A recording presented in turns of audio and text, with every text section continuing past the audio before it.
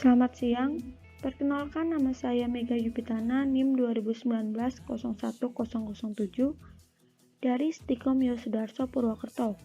Di sini saya akan menjelaskan materi bab pertama, yaitu pengantar organisasi komputer dari mata kuliah organisasi komputer semester 2 untuk memenuhi tambahan tugas UTS.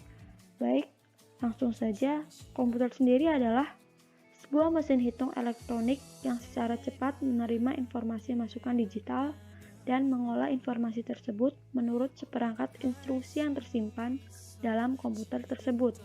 Lalu, komputer akan menghasilkan keluaran informasi yang dihasilkan setelah informasi itu diolah.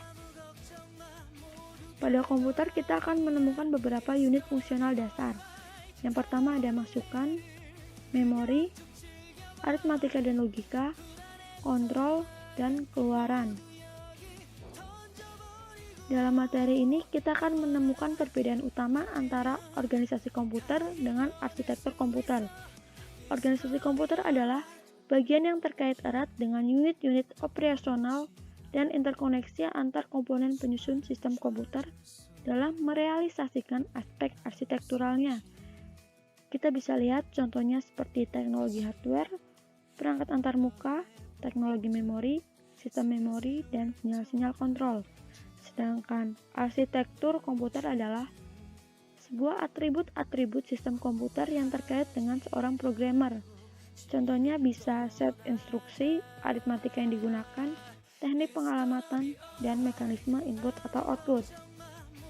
Dalam struktur komputer, kita akan menemukan beberapa fungsi. Yang pertama adalah Central Processing Unit, atau yang biasa kita sebut dengan CPU. CPU ini berfungsi sebagai pengontrol operasi komputer dan pusat pengolahan fungsi-fungsi komputer. Lalu ada memori utama. Memori ini berfungsi sebagai penyimpanan data. Lalu yang ketiga ada input atau output, yang berfungsi memindahkan data ke lingkungan luar atau perangkat lainnya. Lalu yang terakhir ada sistem interconnection. Sistem ini berfungsi untuk menghubungkan antar CPU, memori utama, dan input atau output. Lalu kita akan menemukan struktur utama dalam CPU. Yang pertama adalah control unit. Control unit berfungsi untuk mengontrol operasi CPU dan mengontrol komputer secara keseluruhan. Lalu ada ALU. ALU berfungsi untuk membentuk fungsi-fungsi pengolahan data komputer. Lalu yang ketiga ada register. Register berfungsi sebagai penyimpanan internal bagi CPU. Lalu yang terakhir ada CPU interconnection, yang berfungsi sebagai sistem yang menghubungkan seluruh bagian dari CPU. Komputer sendiri mempunyai beberapa fungsi. Yang pertama fungsi operasi pengolahan data, yang kedua fungsi operasi penyimpanan data, yang ketiga fungsi operasi pemindahan data, dan yang keempat fungsi operasi kontrol. Operasi komputer. Gambar A adalah operasi pemindahan data. Kita bisa lihat contoh dari operasi pemindahan data adalah keyboard ke screen.